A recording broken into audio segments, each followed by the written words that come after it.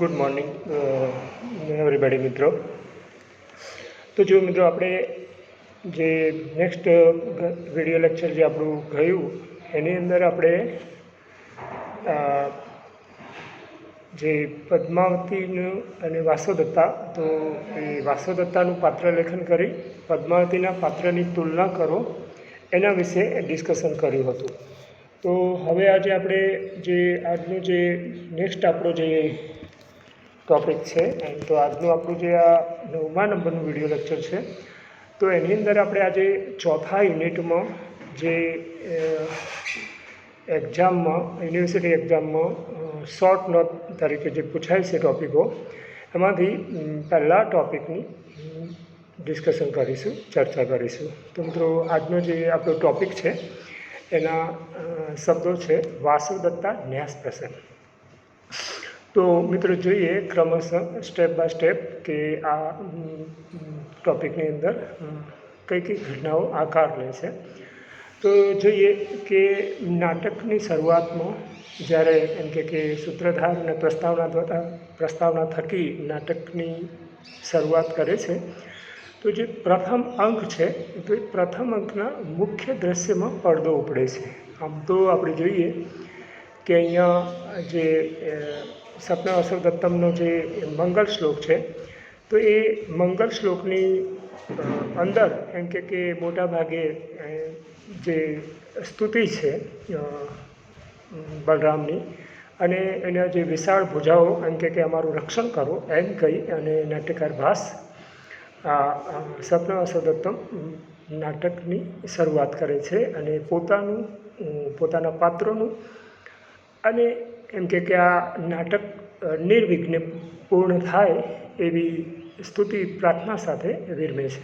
તો અહીંયા જોઈશું કે પ્રથમ અંકમાં મુખ્ય દ્રશ્યમાં પડદો ઉપડે છે ત્યારે તપોવનમાંથી લોકોની ઉચ્ચારણા કરતા સૈનિકો રંગમંચ પર દેખાય છે. મિનિંગ તપોવનમાંથી લોકોને ઉચ્ચારણા કરતા એટલે કે દૂર ખસેડા, જે મુખ્ય માર્ગ છે ત્યાંથી દૂર ખસેડતા કે સૈનિકો શરૂઆતમાં રંગમંચ પર એટલે કે સ્ટેજ પર દેખાય છે. તે વખતે ત્યાં સંન્યાસીના વેશમાં ઉદયનનો જે અમાત્ય છે યોગંધરાયણ અને આવંતિકાના વેશમાં રહેલી વાસોદત્તા પ્રવેશે છે. તો આ વખતે દૂર જવાનું કહેવાયું હોવાથી વાસોદત્તાને તે અપમાન જેવું લાગે છે.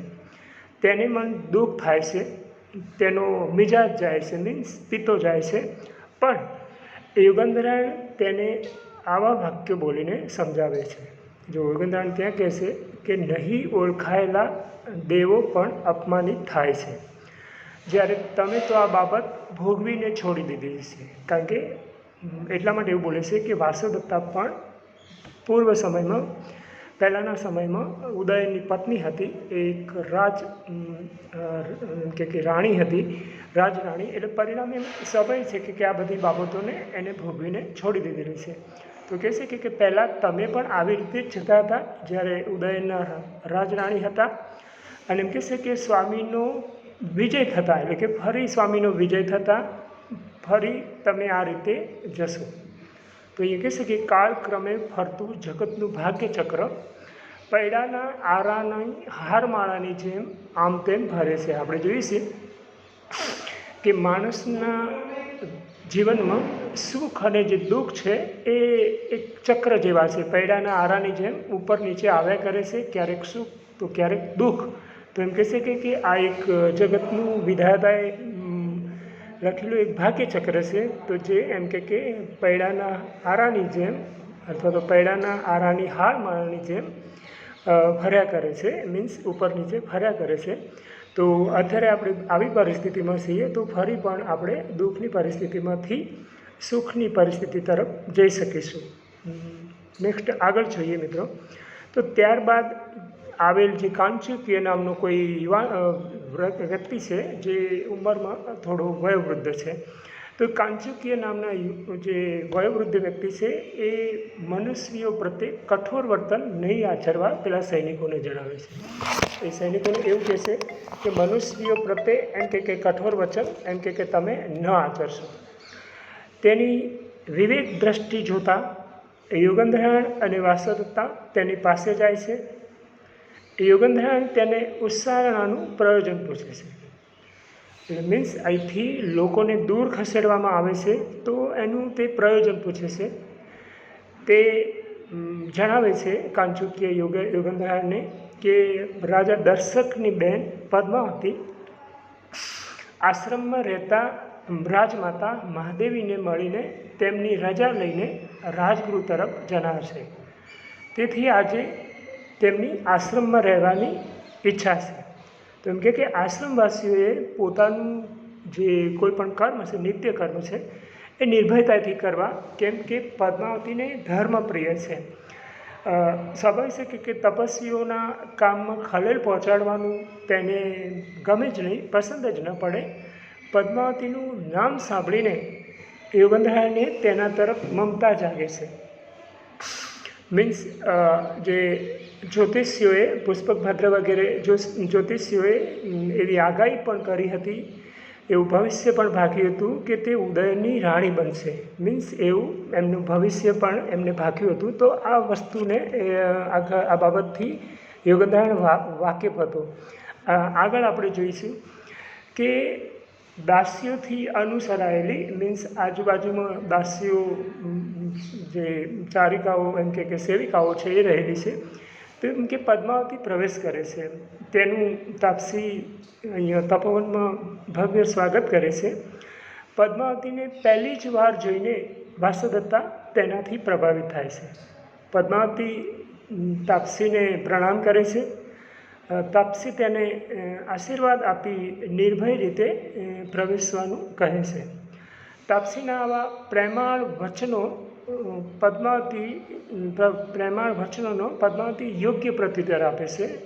વાસુદત્તાને માત્ર પદ્માવતીનું રૂપ જ નહીં, વાણી પણ મધુર લાગે છે, કારણ કે એ બહુ સુંદર નયનરમ્ય એવા વાક્યો બોલે છે. તાપસી દાસીને પ્રશ્ન પૂછે છે કે તમારા રાજા નાની બહેનને કોઈ એમ કે રાજા પરણવા તૈયાર થતો નથી, મીન્સ પ્રશ્ન કરે છે. તેના જવાબમાં દાસી કહે છે કે પ્રદ્યોત પોતાના પુત્ર માટે માગું મોકલે છે ખરો. વાસુદત્તાને તો પદ્માવતી એમ કે ભાભી થશે એ વિચારથી આત્મીયતા લાગે છે, અથવા તો એ વિચારથી જ એમ કે આત્મીય લાગે છે.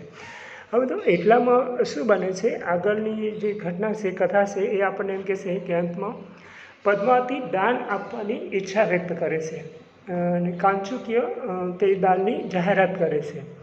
તો અહીંયા આપણે જોઈશું કે તપોવનમાં જે તાપસીઓ આવેલા છે એ એમ કે સંસારથી દૂર એક નિશ્ચિત શાંત વાતાવરણ અને મનોરમ્ય એમ કે સ્થળ પર સ્વાભાવિક છે કે પોતાનું તાપસ જીવન ગાળવા માટે આવેલા છે. તો એમને નેચરલી છે કે એમને કોઈ ઈચ્છિત વસ્તુની જરૂર નથી, કોઈ વસ્તુ એમને ખપતી નથી. એમ કે અહીંયા જ્યારે કાંચુકીય એમ કે જાહેરાત કરે છે તો એમ કે કોઈને દ્રવ્ય, સુવર્ણ, ગુરુને આપવાની દક્ષિણામાં જે પણ કંઈ જોઈતું હોય એ આપવા માટેની જાહેરાત કરે છે. તો જે ત્યાં રહેતા જે તાપસો કે તાપસ કુમારીઓ છે, એમાંથી કોઈ પણ એક પણ વ્યક્તિ એમ કે એ દાન સ્વીકારવા માટે આગળ આવતા નથી. તો મિત્રો, જ્યારે આ જાહેરાત ત્યાં આવેલા જે યોગેન્દ્રનારાયણ અને વસંતછના છે, વાસુદત્તા, તો એ યોગેન્દ્રનારાયણ જ્યારે આ જાહેરાત સાંભળે છે તો એને તરત જ એક ઉપાય જડે છે, એક યુક્તિ જડે છે. તે કાંચુકીય સમક્ષ જઈને જણાવે છે કે આ મારી, વાસુદત્તાને બતાવીને કહે છે કે આ મારી નાની બહેન છે જે પ્રોસિત ભર્તુકા છે અને થોડો વખત તમે એને સાચવો. યોગેન્દ્રનારાયણને આના સિવાય બીજું કંઈ જોતું નથી. અહીંયા મિત્રો એવું કહેવાય છે કે આચાર્ય ભરત નાટ્યશાસ્ત્રમાં નાયિકાના 3 મુખ્ય પ્રકાર બતાવે છે: સ્વકીય, પરકીય, સાધારણ સ્ત્રી. સ્વકીયના બીજા 3 પ્રકાર છે મુગ્ધા, મધ્યા અને પ્રગલ્ભા. તો એ જે મુગ્ધા નાયિકા છે, મુગ્ધા, મધ્યા અને પ્રગલ્ભા, તો એ એમાંથી એના બીજા પેટા પ્રકારો 8 પેટા પ્રકાર પડે છે. તો એ છે વિરોધ ખંડિતા, ખંડિતા, વાસક સજ્જા, અભિસારિકા, પ્રોસિત ભર્તુકા. તો એમ કે જે સ્ત્રીનો પતિ પરદેશ ગયો છે અથવા તો કોઈ ધન પ્રયોજન અર્થે કે કમાવાના હેતુથી, તો એવી નાયિકાને પ્રોસિત ભર્તુકા નાયિકા કહે છે. તો અહીંયા એમ કે જે યોગેન્દ્રહાણ છે એ કાંચુકી સમક્ષ વાસદત્તાને બતાવીને એવું કહેશે કે આ મારી બહેન છે, જે પ્રોસિત ભર્તુકા છે, એને થોડો વખત સાચવો. યોગેન્દ્રહાણને બીજું કંઈ જોઈતું નથી. ધીર એવી પદ્માવતી તેની બહેનનું ચારિત્ર્ય સાચવવા માટે સમર્થ છે. તો યોગેન્દ્રહાણ અહીંયા પોતાને એટલે કે વાસદત્તાને થાપણ તરીકે મૂકવા માગે છે એવી વાસદત્તાને ખબર પડે છે. પોતાની યોજના પૂરેપૂરી કર્યા વિના જ યોગેન્દ્રહાણ વાસદત્તાને પોતાની સાથે લીધેલી મીન્સ ભવિષ્યમાં લાવણાથી નીકળ્યા પછી એ શું કરશે એની તમામ બાબતની એમ કે થી વાસદત્તાને વાકેફ કરવામાં નહોતી આવી. પણ છતાં યોગેન્દ્રહાણ જે પણ કંઈ કરતા હશે એ પોતાના હિતને, પોતાના પતિ એટલે કે ઉદયનના હિતને, રાજા ઉદયના હિતને વિચારીને જ કરતા હશે એવું એમ કે વાસદત્તાના મનમાં હતું. એટલે પોતે એમ કે એ આગળની કોઈ પણ જાણકારી પ્રાપ્ત કર્યા વિના એમ કે વાસદત્તા યોગેન્દ્રહાણ કહે છે એ પ્રમાણે જ કરે છે, મીન્સ એ પ્રમાણે જ વર્તન કરે છે. અહીં આપણે જોઈશું કે વાસદત્તાને યોગેન્દ્રહાણ પર પૂરેપૂરો વિશ્વાસ હતો. લાવણાકમાં જે ઉદયનના આવાસમાં આગ લગાડવામાં આવી અને ત્યાંથી એમ કે વાસદત્તાને લઈ અને એમ કે યોગેન્દ્રહાણનું નીકળી જવું અને એ બધી જે ઘટનાઓ હતી, તો એ એક વસ્ત પ્રદેશના રાજ્યને કોઈ બીજા રાજ્યની મદદ મળે અને પરિણામે ગુમાવેલું રાજ્ય ફરીથી પ્રાપ્ત કરી શકાય, જે આરુણી નામના શત્રુએ જીતી લીધું હતું. તો એ માટેનો એમ કે આ એક યોગેન્દ્રહાણની યુક્તિ હતી અથવા તો એક પ્રકારની એક પદ્ધતિસરની યોજના હતી. તો અહીંયા વાસદત્તાને એમ કે યોગેન્દ્રહાણ પર પૂરેપૂરો વિશ્વાસ હતો. તે કહે છે કે વિચાર કર્યા વિના તે કોઈ પણ પગલું ભરશે નહીં. કાંચુકીયને આ ડહાપણ ભર્યું લાગતું નથી. પરંતુ પદ્માવતી સત્યવાદીની છે, તે યોગેન્દ્રહાણની બહેનનો સ્વીકાર કરે છે. જોજો અહીંયા કે કાંચુકીય ઉંમરમાં વયોવૃદ્ધ છે, તો એને એમ કે કોઈ આવી યુવાન કન્યાને એમ કે સ્ત્રીને થાપણ તરીકે સ્વીકારવી એ બહુ ડાપણ ભર્યું લાગતું નથી. કારણ કે અહીંયા કહ્યું છે કે થાપણનું રક્ષણ કરવું મુશ્કેલ છે. તો પરિણામે એમ કહેશે કે કોઈ પણ થાપણનું રક્ષણ કરવું મુશ્કેલ છે. તો પરિણામે એને આ બાબત યોગ્ય લાગતી નથી. પરંતુ પદ્માવતી સત્યવાદીની મીન્સ સત્ય બોલનાર છે, તે યોગેન્દ્રહાણની બહેનનો સ્વીકાર કરે છે. પદ્માવતી વાસદત્તાને આત્મીયા કહે છે, મીન્સ આત્મીયા એટલે કે પોતાની જન, પોતાની વ્યક્તિ.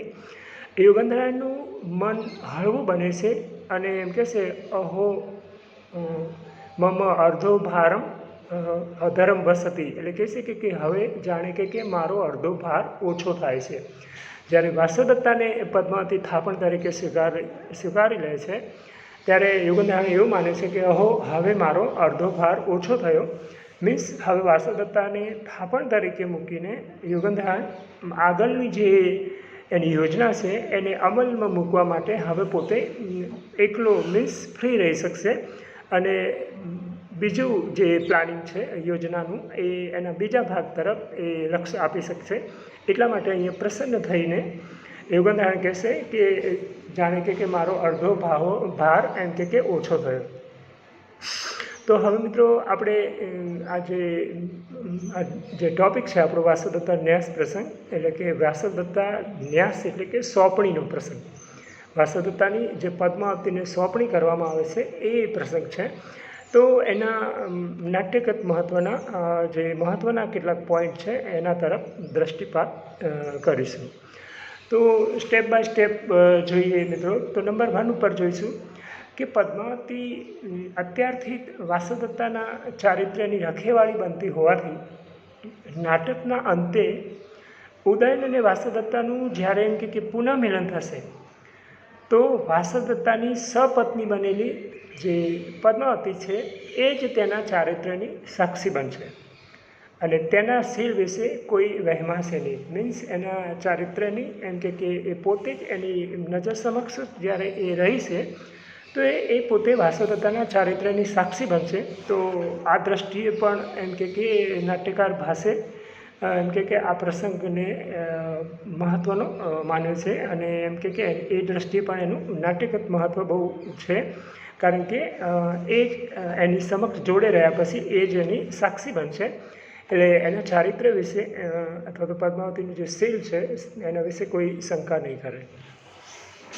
નંબર 2 પર જોઈશું તો વાસોદત્તા અને પદ્માવતી એમ કે અત્યારથી જ સાથે રહેતા હોવાથી એકબીજાના હૃદયની સરસતાના પરિચયમાં આવી શકશે. મીન્સ એકબીજાના જે સંવાદો, વાતચીત, જોડે રહેવું, વર્તન સાથે શું, એ બધા ઉપરથી એકબીજાની એમ કે જે પરિચય છે એ પરિચયમાં આવી શકશે અને પરિણામે શું બનશે કે તેમની જે મૈત્રી છે બંનેની, પદ્માવતી અને વાસોદત્તાની, એ ગાઢ બનશે અને એ રીતે નાટકના અંત સમયે પણ બધા પાત્રો એક રસ થઈ રહે છે.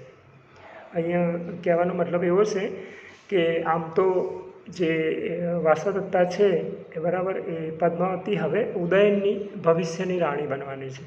એટલે સ્વાભાવિક છે કે આપણી સિમ્પલ ગુજરાતી ભાષામાં કહીએ તો વાસોદત્તાની શોક બનવાની છે, શોક આપણે કહીએ. છતાં પણ અહીંયા એમ કે બંને વચ્ચે જે યોજના યોગેન્દ્રાની છે એને પાર પાડવા માટે વાસોદત્તાએ સ્વેચ્છાએ આ કાર્ય સ્વીકાર્યું છે. એટલે સ્વાભાવિક છે કે અહીંયા બંને જે પાત્રો છે વાસોદત્તા અને પદ્માવતી એ ઘણો સમય પૂરતા સાથે રહેવાથી એકબીજાના વિચારો, હૃદય, એકબીજાની એમ કે વિચારોને ઓળખી શકશે અને પરિણામે એમની મૈત્રી ગાઢ થઈ શકશે અને જ્યારે નાટકનો અંત આવશે ત્યારે પણ એ સમયે બધા પાત્રો એક રસ થઈને રહેતા હશે અથવા તો રહી શકશે, એવું એમ કે નાટ્યકાર ભાસ આપણને બતાવે છે.